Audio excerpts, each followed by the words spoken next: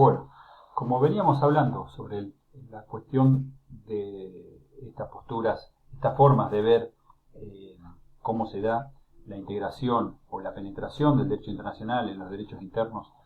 de cada Estado, en este caso en particular vamos a hablar ahora, ya habiendo visto la cuestión general, cómo ha sido la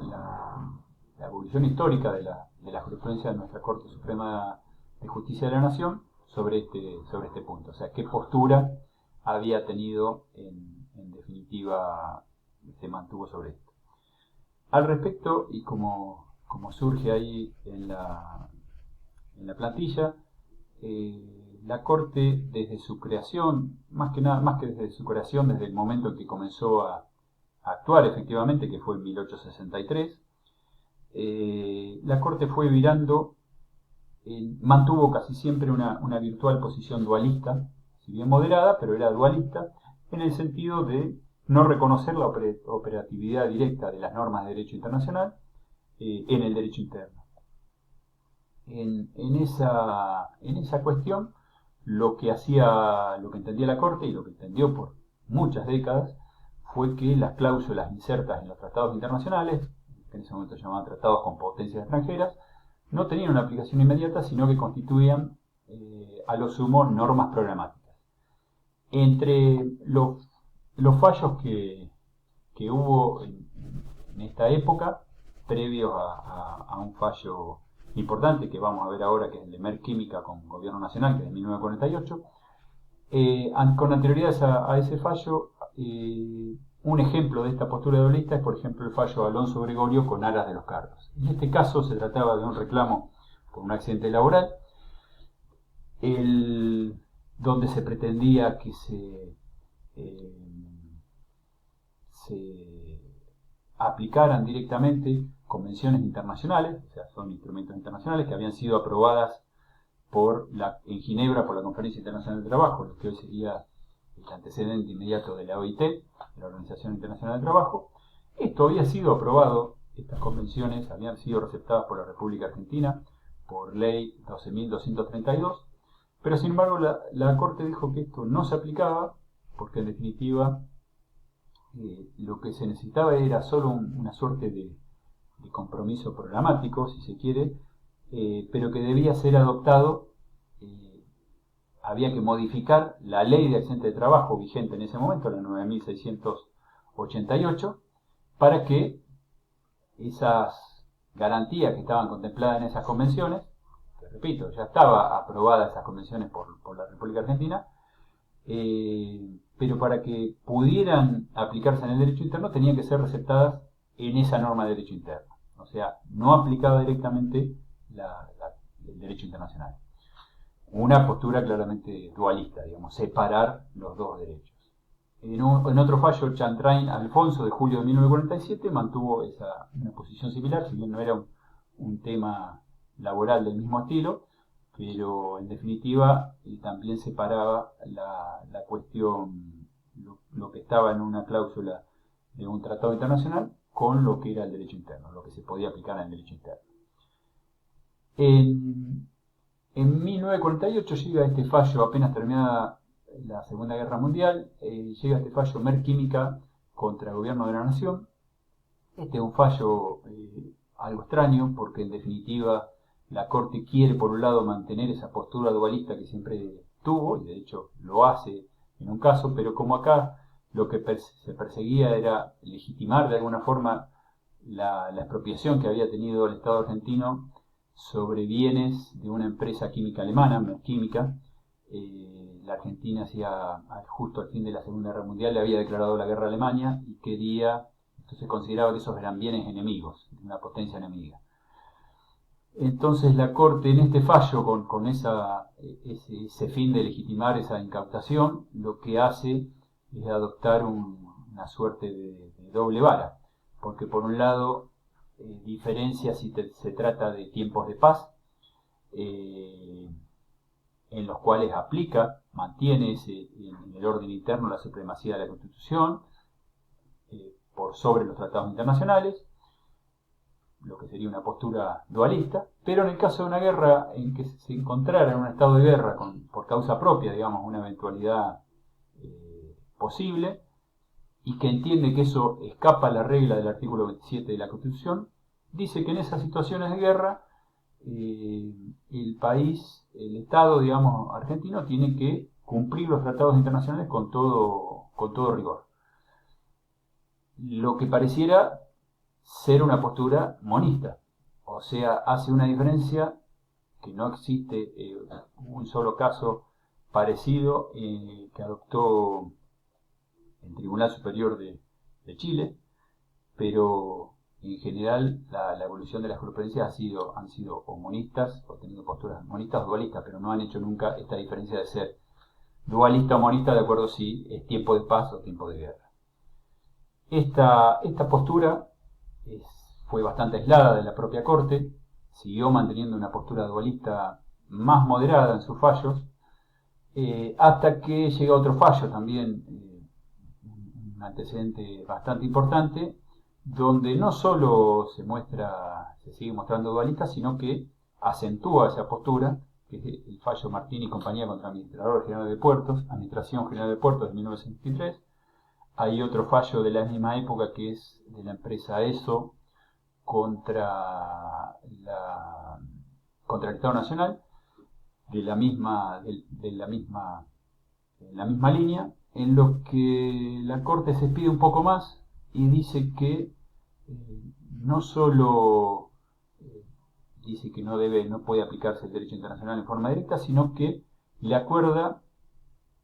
una situación de paridad jerárquica a los tratados junto con las leyes federales. O sea, dice que ambos están bajo la Constitución, pero que no tiene fundamentos para decir que los tratados de todas formas están por sobre las leyes. Y entonces que si estaban en una situación de igualdad, lo que regía respecto de ambos es que las normas posteriores derogan el principio de que norma posterior deroga ley anterior. Esta postura interpretativa de la Corte Suprema, en este caso en particular, lo que llevó fue a que por una ley, ni siquiera una ley, un decreto, se modificara un tratado, lo que la Argentina se había comprometido en un tratado internacional. Obviamente esto ponía en serio riesgo la seguridad jurídica internacional de la Argentina y además esto también traía una violación flagrante de lo que es un principio general del derecho internacional, ya no de esa cláusula en particular, que es el de pacta sunt servanda. ¿Qué quiere decir? Que los pactos están hechos para ser cumplidos. Si un Estado va a poder incumplir un tratado internacional con una ley interna, volvemos a lo que hablamos antes, de que eso digamos, genera todavía mucha más incertidumbre jurídica en el campo del derecho internacional. Este fallo no, digamos, fue el único. La Corte siguió manteniendo la postura dualista, pero más moderada, ya no volvió a decir de que afirmar así tan tajantemente que una ley podía modificar un tratado por el hecho de ser posterior, pero de todas formas seguía siendo una postura dualista moderada. Recién pasaron prácticamente 30 años desde esos fallos. En 1992, 2 años antes de la reforma constitucional, en el fallo de Mejián contra Sofovich, hay acá un giro importante de la doctrina de la Corte, hace una postura monista, moderada también, pero que de todas formas, en forma clara, le otorga primacía al derecho internacional convencional sobre el derecho interno. En cierto modo la Corte lo que hace es reparar lo que venía haciendo desde que en 1980, enero de 1980, había entrado en vigor la Convención de Viena sobre el Derecho de los Tratados. Esto lo vamos a ver más adelante, pero en esta convención, que la Argentina había ratificado en 1969, y como les digo, entró en vigor en enero de 1980, se otorgaba específicamente primacía. Hay una cláusula que está en el artículo 27 que justamente dispone que una parte, o sea, un Estado, no podrá invocar ninguna disposición de su derecho interno como justificación para incumplir un tratado. Esto en definitiva es, si eso es ley interna también para la Argentina, el Estado Nacional y la Corte en este caso en particular no podía seguir manteniendo una postura que ignorara esa pauta básica. Entonces, En este caso puntual, Mejián contra Sofovich, lo que hace la Corte le adjudica aplicación directa y operativa al artículo 14 de la Convención Americana de Derechos Humanos, donde estaba el derecho de rectificación o respuesta, llamado también como derecho de réplica, aun cuando no existía para nuestro derecho interno una norma interna reglamentaria. En este caso, lo que quedó claro es que la Corte, ante un eventual conflicto de una norma de derecho internacional con cualquier norma interna contraria, eso iba a equivaler al incumplimiento de un tratado internacional. Y no, digamos, de acuerdo a esa regla del artículo 27, que para Argentina ya era obligatorio, no iba a poder subsistir ese conflicto. Entonces se adopta una postura monista antes incluso de que se modificaran, entre otros, ciertos artículos de la Constitución y se le otorgara rango constitucional o de carácter constitucional a ciertos tratados internacionales, en lo más puntualizados de derechos humanos y en tratados de derecho de la integración, con un rango equivalente al de la Constitución, pero que también deja bien claro la reforma constitucional de 1994 que cualquier norma internacional es superior a las leyes federales o cualquier otra norma de derecho interno. Posteriormente a esto hay otro fallo, caso Fibraca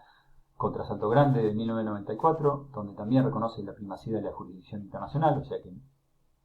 por aplicación de la Convención de Viena, que no se le puede, también impone a todos los órganos del Estado argentino asignar primacía a los tratados ante un eventual conflicto con cualquier norma contraria.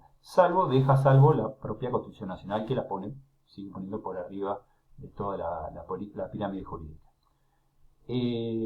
Posteriormente hay algunos fallos que van y vienen, no queda tan claro esa primacía del derecho internacional, más allá de que ya había una reforma constitucional que claramente era de tinte monista moderada. En el caso Giroldi Horacio de 1995, por ejemplo, se vuelve a consagrar que las condiciones de vigencia de un tratado, o sea, resolver si un tratado está vigente o no, es también materia de carácter internacional. La interpretación no se puede hacer en base a una ley interna.